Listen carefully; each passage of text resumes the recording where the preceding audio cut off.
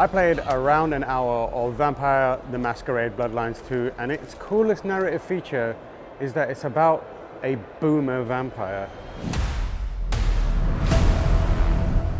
I've got 5 key takeaways, which I will be using my phone to refer to, just so I can make it quick and spiffy. It takes place in Seattle. Why Seattle? Because Seattle's full of weird people, so it makes it easier for vampires to blend in. There are a bunch of different clans that you will interact with. You've got the Bruja, the Tremere, the Banu Hakim, and the Venture.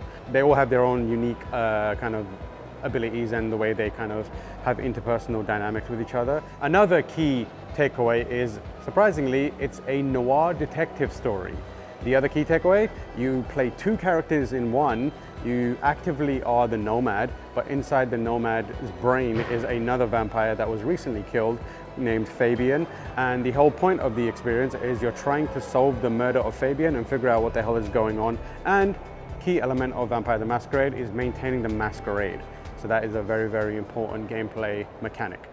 If you've played the original many, many years ago, you'll know somewhat what you're in store for, and it's a very narrative-heavy, dialogue-driven RPG game, but at the same time, it's all about atmosphere, ambience, and also like a unique vampire world. So the gameplay demo that I played starts off with you picking between a male or a female character. I picked the female because cooler voice, and effectively you wake up and you're like, what the hell's going on?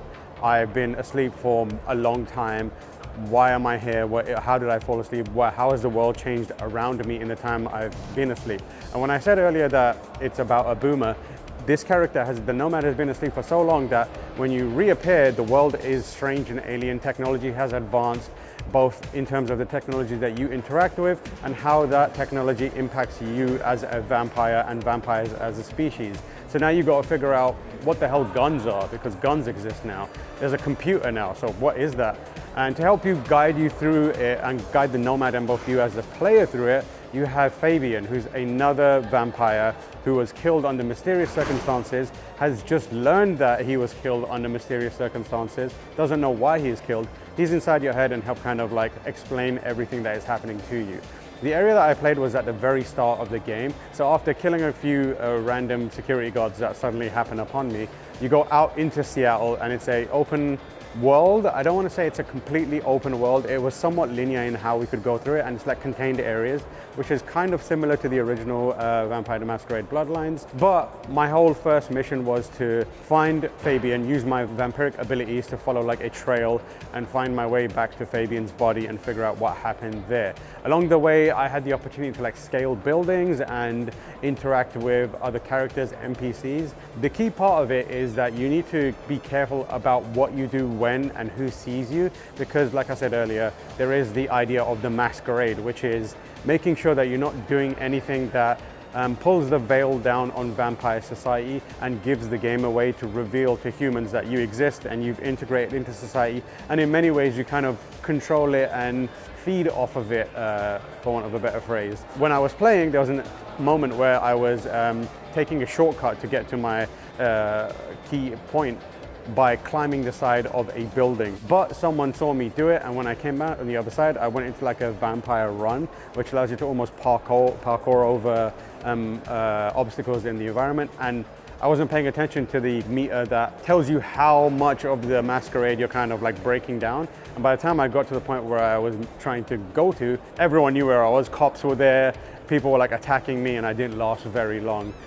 So that was a cool element of it. And then I started to interact with different elements of the vampire world. I immediately ran into the sheriff, who is like maintaining the masquerade, and kind of came up to me and said like, don't like you, I don't know what you're up to, you've got 1 day to get whatever you need to do done and then get the hell out of Seattle, or there's going to be hell to pay. And that's kind of like what the story element of it entailed.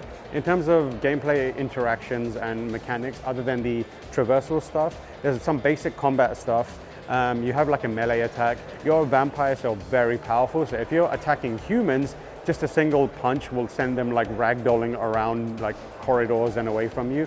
When you're fighting ghouls or vampires or whatever it may be, it's a little more grounded, like charge attacks and that kind of stuff. The cool stuff is in the actual powers and abilities that you have, which are linked to the actual kind of vampire clan that you pick. My one was all about manipulating and dominating the enemies. So I was able to like summon a shadowy kind of like trap that kept people in place, lock them down for a few seconds so I could attack them enough to weaken them and then feed off of them. So I didn't get a chance to explore the full breadth of the skill tree, but what I did provided some nice kind of like wrinkles to the combat, and I could see how if it's done properly it could develop into a much more complicated and satisfying system as well when I'm trying to like in combat. How much combat is involved is kind of up to you, I believe, because Vampire the Masquerade is very much narrative and dialogue driven. The stuff that really stuck out to me and the stuff that really jived with me was the kind of talking and dialogue and interacting with other NPCs, and you know, the Mass Effect of it all, or the Vampire the Masquerade of it all, where a lot of the conversations, learning about the world, learning about how the vampire society has progressed, and experiencing, you know, characters and getting to know them and maybe make enemies, make friends and that kind of stuff. So an exciting update for Vampire the Masquerade, which has had a rather tumultuous journey in development, now currently under the stewardship of the Chinese Room, which is an unexpected pick, but makes a lot of sense because they know how to make games that are very atmospheric and driven by dialogue and narrative and that kind of stuff. So I'm very, very excited to spend a little more time with it. It seems like it's got a lot of potential, and I think it's fair to say that video games have come a really long way since Pac-Man. Thank you for watching.